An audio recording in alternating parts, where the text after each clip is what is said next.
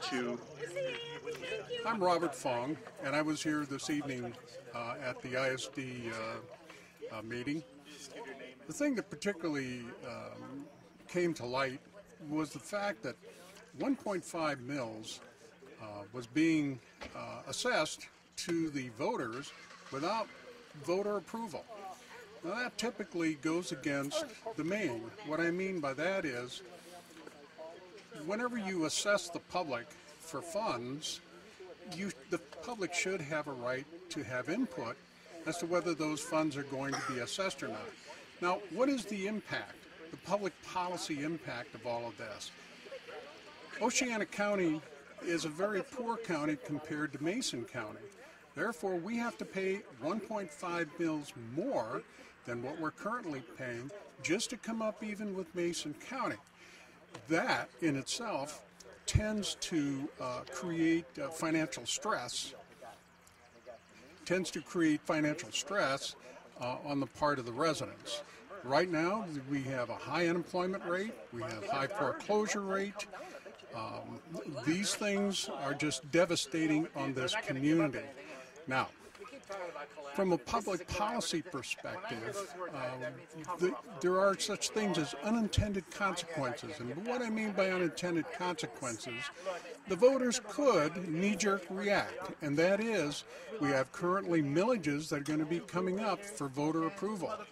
The public could turn down those millages if 1.5 mils is forced upon them. That would be devastating on the county and the county operating budget. So you see, the school board really didn't stop to consider all of the consequences behind this. Mergers are fine. Mergers are great. They're efficient. They're effective. But you also have to consider the consequences of that action.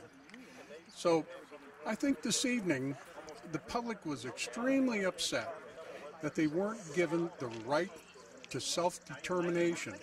That is, they were being asked to pay money for which they had no control over whether they will or will not pay those funds. Now let me ask you one more question, because this is something I think that's underneath some of the concern about not only the millage and the vote on this, but whether the money is going to be properly accounted for. People were mentioning that this was one of the first times we had a public informational meeting regarding this. And one of the comments that was made was that how will we know how the money that's derived from this millage is going to be spent for Oceana County in particular?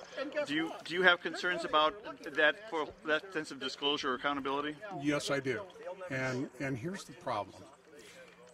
When you merge, the money all goes into, if you will, a central fund. Now, how that fund is distributed will be determined by the ISD, the merged ISD, and in particular by the superintendent. So exactly how much is going to be utilized for Oceana children, that remains to be seen. And I don't think that's been defined yet, at least not from what I've heard. And I think that also is part of the problem. You raise money, but you have no idea where you're going to put it. Typically now, 15% or 15 cents on the dollar goes to direct education. 85% of those funds go to the administration of the schools. That is salaries, wages, benefits, textbooks, utilities, these sorts of things. So you can be assured that 15% of the 1.5 is probably going to be directed towards the children, but that's going to be amongst the 3 counties. So Oceana people should not have the idea that 15% is going to be spent on their children. No, it's 15% spread. Okay, that's probably fine. Thank you.